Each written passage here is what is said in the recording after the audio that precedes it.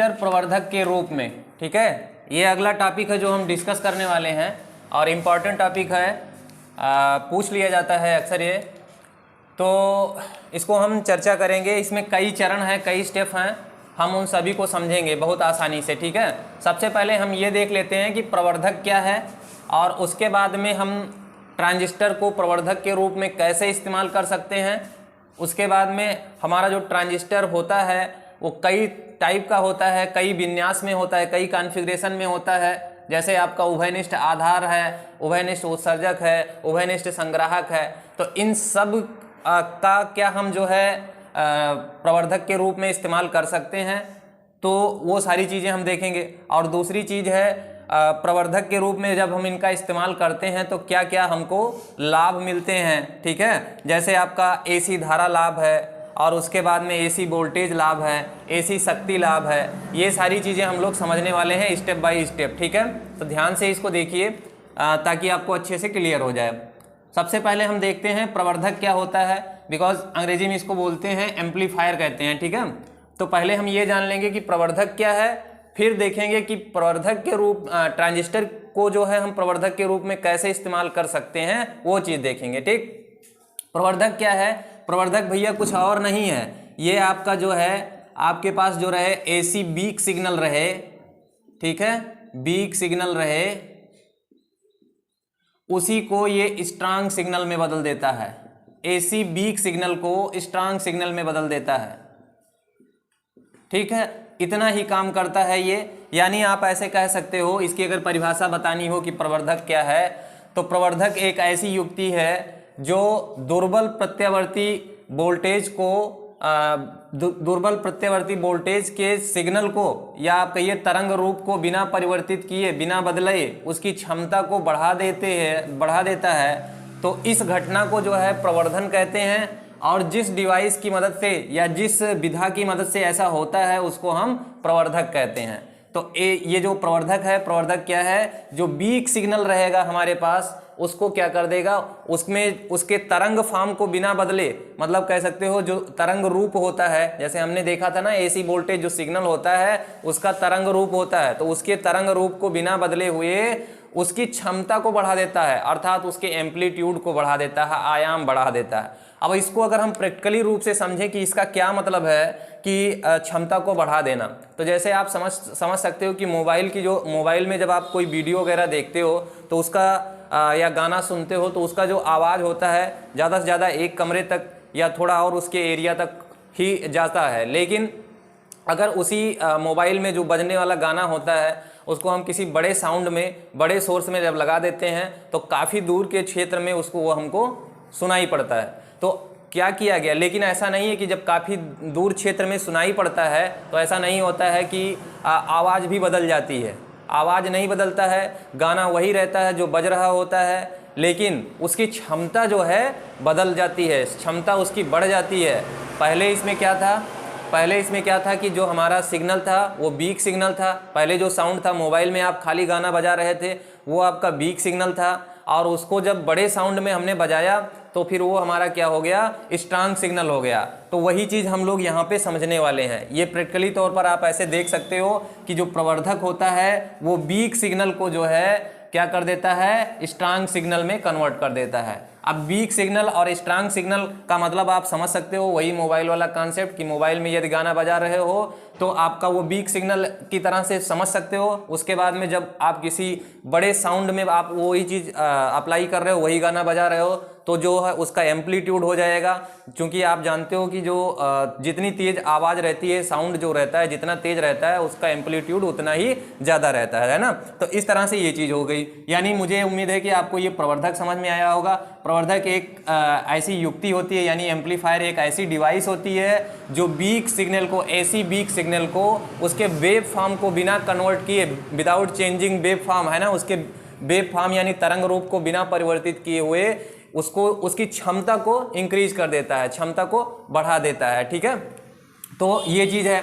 अब ट्रांजिस्टर को हम प्रवर्धक के रूप में कैसे इस्तेमाल कर सकते हैं, तो भाई ट्रांजिस्टर को जो है प्रवर्धक के रूप में इस्तेमाल किया जा सकता है। क्यों किया जा सकता है? क्योंकि यह भी अगर इसको उचित तरीके से जोड़ा जाए, उचित तरीके से अगर इसको जोड़ा जाए, इसमें वॉइसिंग वगैरह उचित तरह से की जाए, तो ये भी आपका जो है वीक सिग्नल को स्ट्रांग सिग्नल में बिना उसके वेव फॉर्म को चेंज किए हुए बदल सकता है। यानी जो अपने पास निर्बल प्रत्यावर्ती निवेश रहेगा या निर्बल प्रत्यावर्ती सिग्नल रहेगा, उसको क्या करेगा, स्ट्रांग सिग्नल में आपका कन्वर्ट कर देगा, यानी प्रबल वोल्टेज में उसको बदल देगा, प्रबल सिग्नल में बदल देगा, ठीक है, प्रबल सूचना में बदल देगा। तो ये सारी चीज़ें आप कह सकते हो। उसके बाद में अब आप देखिए, जो प्रवर्धक के रूप में अगर हम ट्रांजिस्टर का उपयोग कर सकते हैं, तो हमारे पास दो तरह के ट्रांजिस्टर होते हैं। एक पीएनपी ट्रांजिस्टर होता है, दूसरा एनपीएन ट्रांजिस्टर होता है। उसमें भी हम कई तरह का कर सकते हैं। जैसे अगर हम पीएनपी ट्रांजिस्टर की बात करें तो अपने पास क्या हो जाता है, चूंकि इसमें 3 टर्मिनल होते हैं, तो 3 टर्मिनल में से दो चीज़ हमको चाहिए होती है। इनपुट के लिए 2 सिरे होने चाहिए और आउटपुट के लिए भी 2 सिरे होने चाहिए।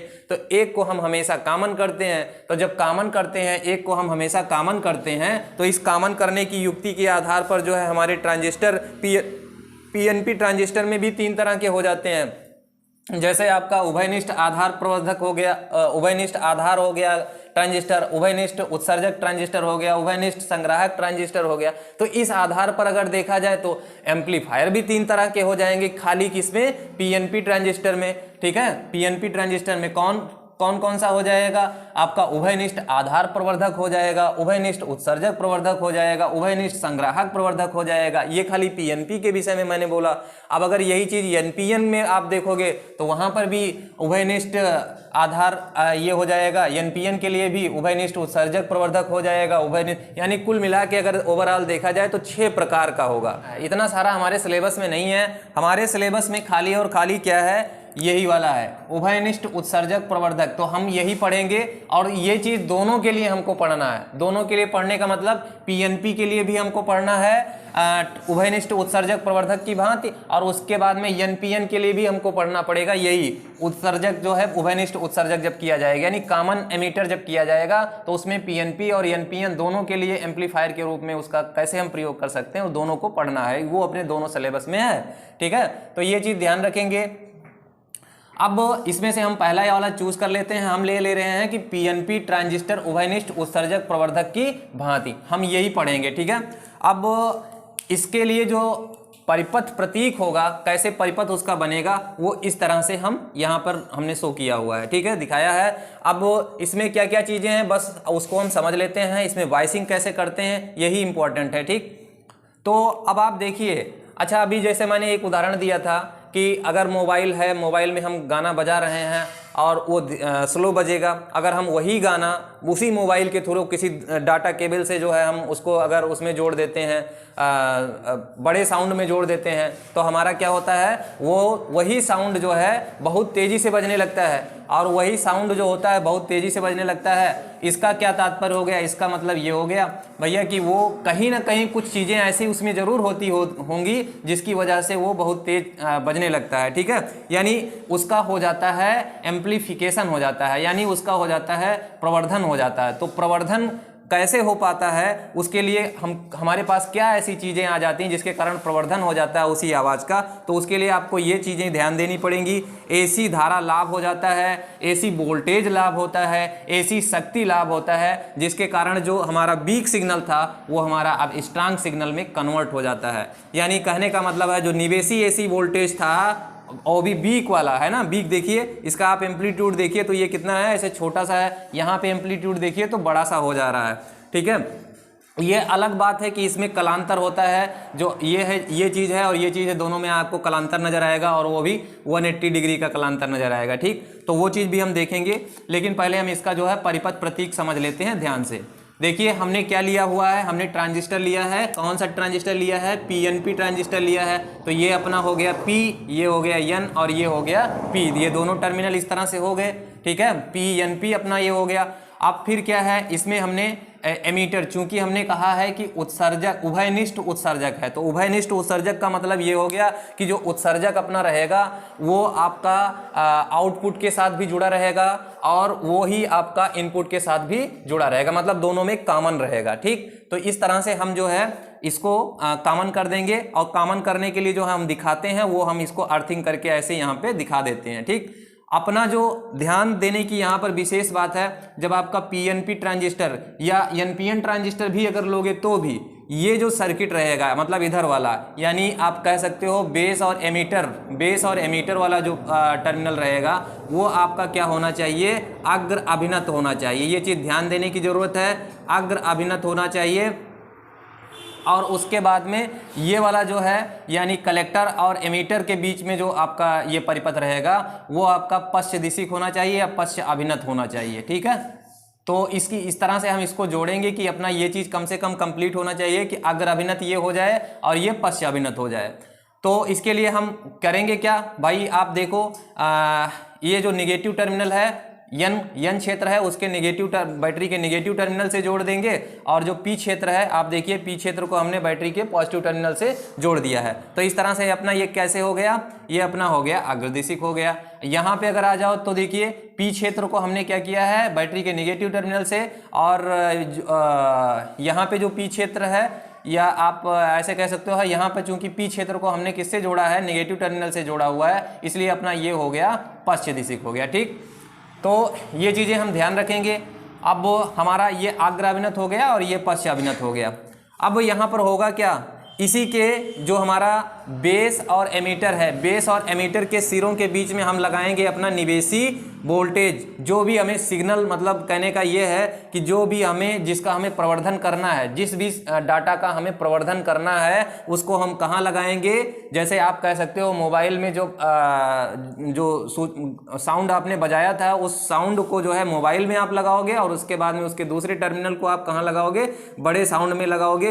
तो आपका वो उस तरह से होता है। यहाँ पर भी वही चीज़ आपको अप्लाई करनी है। यहाँ पर क्या अप्लाई करना है कि जो आपका ये निवेशी एसी वोल्टेज है, निवेशी एसी वोल्टेज है वो भी कैसा वाला है भैया, ये वीक है, मतलब ये आपका दुर्बल है। तो दुर्बल वाले को आप जो है बेस और एमीटर के सिरों के बीच में अप्लाई कर दोगे। बेस और एमीटर देखिए यहाँ पे है, बेस है ये और ये एमीटर है, इन दोनों के सिरों के बीच में आप लगा दोगे निवेशी एसी वोल्टेज। ठीक, अब इसी का जो है हमें क्या होगा,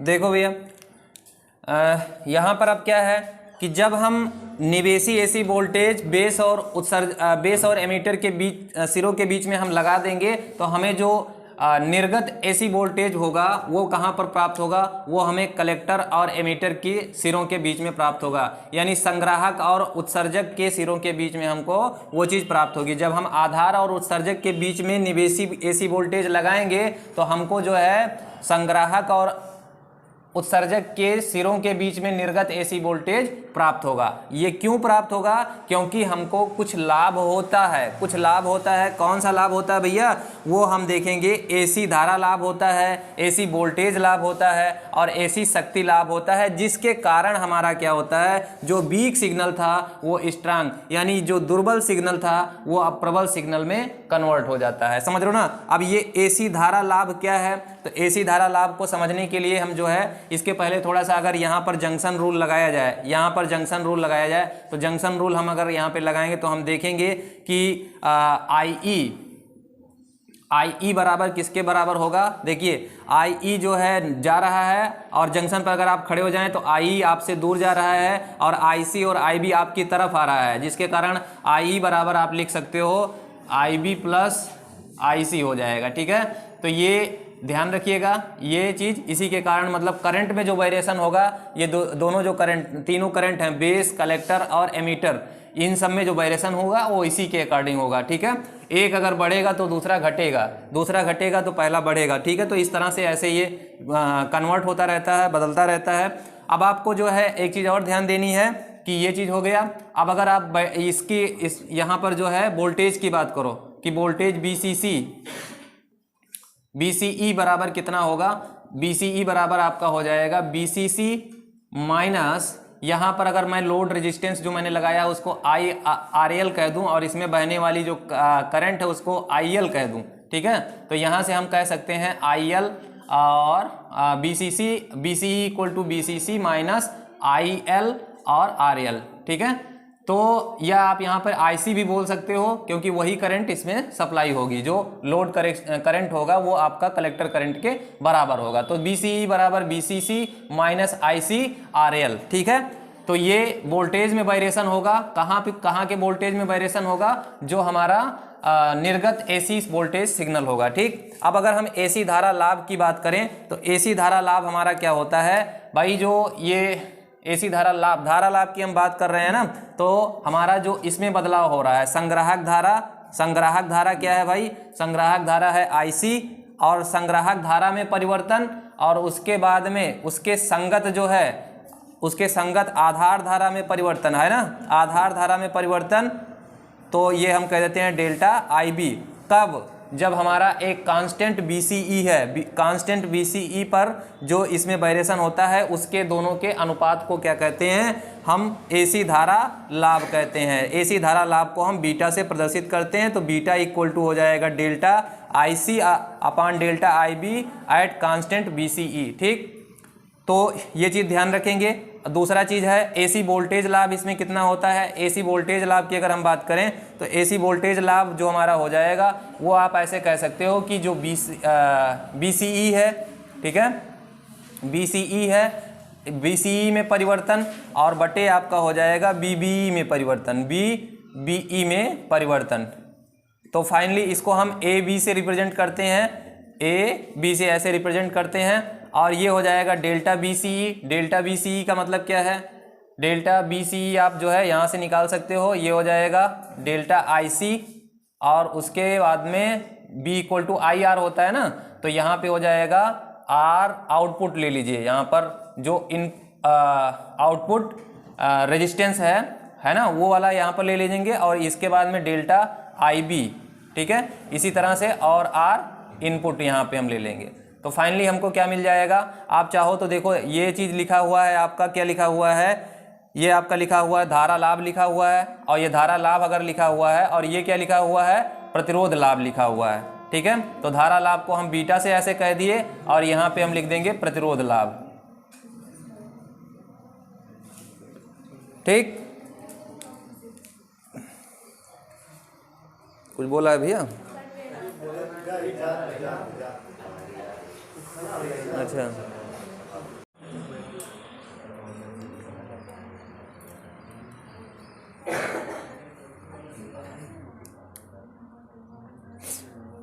तो इस तरह से हमको जो है प्राप्त हो जाएगा, जो वोल्टेज लाभ है वो हमें प्राप्त हो जाएगा। और अगर हम शक्ति लाभ की बात करें तो शक्ति लाभ अपना क्या हो जाएगा, शक्ति लाभ अगर देखोगे तो आप जानते हो शक्ति बराबर क्या सूत्र होता है, यहाँ पे होता है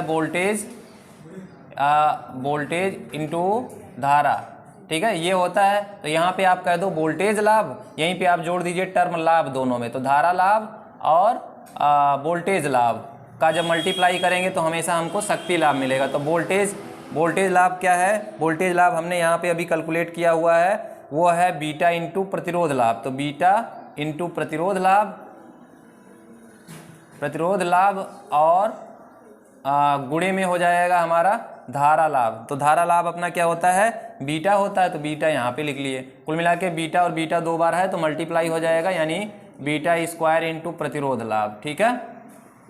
तो इस तरह से जो तीन प्रकार के हमको लाभ प्राप्त होते हैं, कौन कौन लाभ भैया, शक्ति लाभ है ना, और उसके बाद में AC धारा लाभ है, AC वोल्टेज लाभ है। इन्हीं तीनों के कारण जो हमारा जो एम्पलीट्यूड होता है, मतलब ये इसका एम्पलीट्यूड होता है जो इनपुट सिग्नल का, वो काफ़ी बढ़ जाता है। बात समझ रहे हो ना। इसके अलावा इन दोनों में कलांतर भी होता है, ये चीज़ भी आप ध्यान रखिएगा कि जो यहाँ पर है ऐसे सेम उधर मत बना देना। देखो जितनी चीज़ें मैंने समझाई हैं यही आपका हेडिंग रहेगा, और ऐसे ही आपको हेडिंग डाल करके जो चीज़ मैंने समझाया वही चीज़ आपको लिखना है। पहले आपको जो है इस जो परिपथ प्रतीक बनाए हो इसके बारे में कि कहाँ क्या लगाया गया है, कि यहाँ पे लोड रेजिस्टेंस है, इसके साथ ये पश्च दिशिक होता है, अग्र दिशिक, इसी के बारे में लिखना है। उसके बाद में जो है फिर आपको ये हेडिंग डाल करके उभयनिष्ठ उत्सर्जक प्रवर्धक में लाभ और उसके बाद में ये सब हेडिंग डाल करके छोटा छोटा जो है इस तरह से लिखोगे, इसकी परिभाषा लिखोगे कि ये जो प्रवर्धन गुणांक होता है या आप कहिए कि जो एसी धारा लाभ होता है वो आपका क्या होता है, उसको इस तरह से रिप्रेजेंट करके ऐसे लिखोगे, एसी वोल्टेज को इस तरह से और एसी शक्ति लाभ को इस तरह से। ये इतनी सारी चीजें अगर आप पूरा लिखोगे तो निश्चित तौर पे आपको पूरा मार्क मिलेगा। समझ रहे हो ना भैया?